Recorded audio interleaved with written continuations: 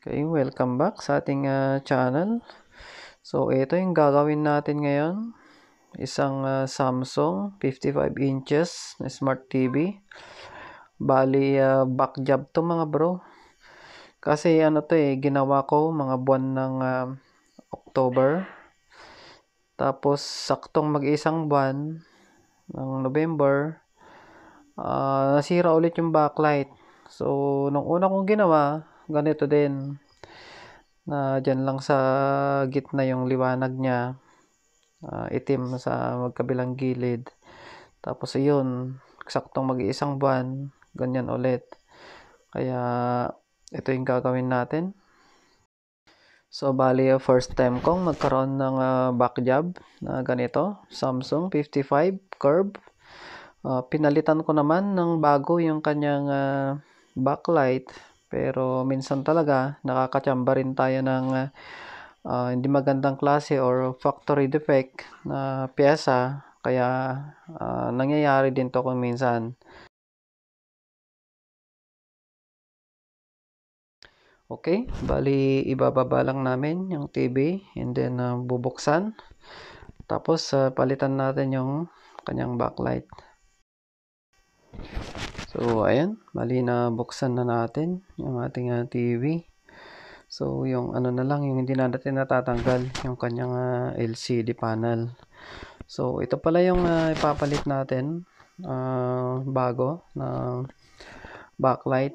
Bali mas magandang klase to, mas mahal kaysa dun sa una nating nilagay. Tapos yung kanyang backlight driver section, i-modify pa natin yan para mabawasan yung current na nilalabas ng kanyang backlight driver. So mapapansin nyo dyan, hinang ko yung dalawang resistor na nakakonect sa ground. Bali hot ground yan, na connect naman yan sa source ng dalawang MOSFET. So bali tig-isa silang resistor. Ng value ay 0.16. Point lang siya. So para baba natin or mabawasan natin yung current nung nilalabas ng backlight driver, ay patataasin natin yung value ng resistor. Pwede nating palitan yan ng mas mataas lang ng konti ng value, or pwede rin nating serisan. Tapos yung makikita nyo dyan na chips na nakaparallel sa kanya, tatanggalin ko din yan. Pero ano yan, hindi yan makakasapat na tataas yung or bababa yung kanyang current, kasi yung value ng chips na resistor na nakaparallel, mataas yung mataas yung value niya. Kaya kailangan kong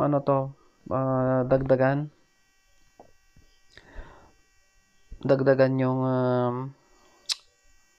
resistance ng resistor. So bali yung nilagay ko dito is nasa 0.47 lang yung nilagay ko, pero sapat na yon para mabawasan ng konti yung current na papasok sa ating backlight. So ito yung pinalit ko noon na backlight. Set ko din yan na pinalitan at bago. At saka in-adjust ko pa yung yung setting ng backlight, ginawa ko lang 50%.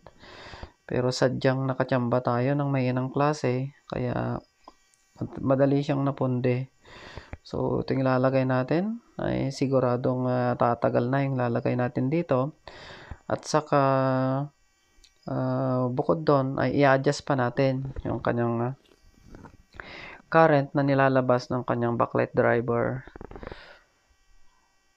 So napakahirap din pag nabakjaban ka ng ganito, lalo na kung sakto lang yung presyo na siningil mo, luging-lugi ka na. So eto mga bro, bali natapos ko nang ilagay yung pinalit natin dyan na backlight o bago. Tapos balikan natin yung kanyang backlight driver. So ayan, bali sisirisan ko na lang to ng resistor maganda sana dito yung 1 ohms yung ilagay natin.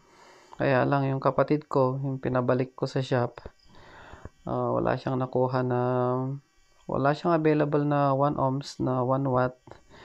Ang nakuha lang niya ay 0.47. So okay na din to. So bali dalawang 0.47, isi-series natin yan sa kanyang current sense resistor para mabawasan or mag-reduce ng konti yung current na papasok sa kanyang backlight.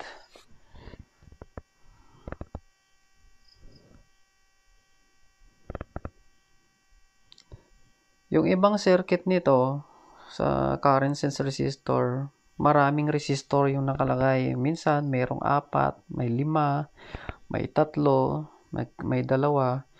Pag ganun yung makita nyo, tanggalan nyo na lang ng resistor para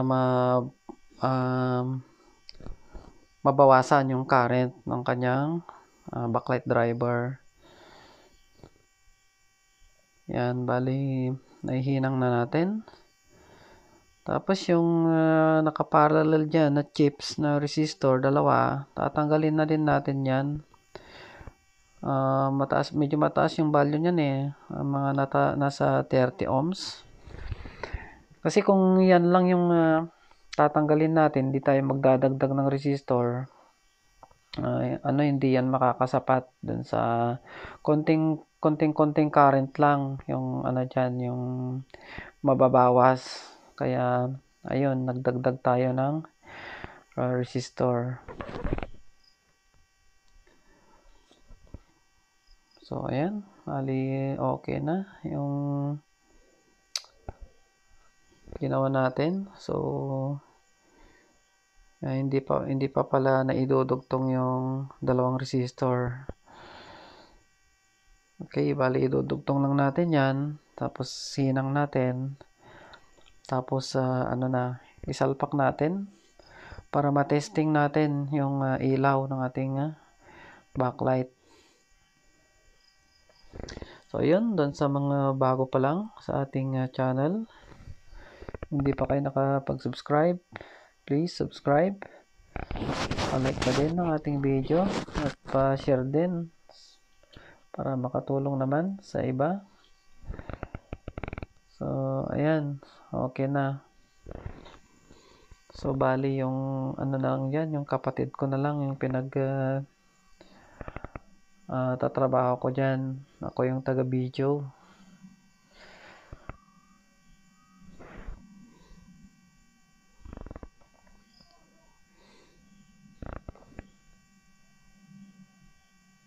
Next time, pag may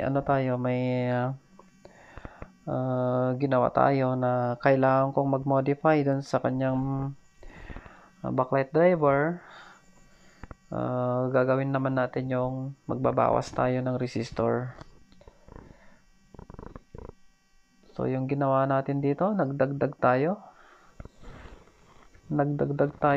ng resistor. Pinataas natin yung value ng current sense.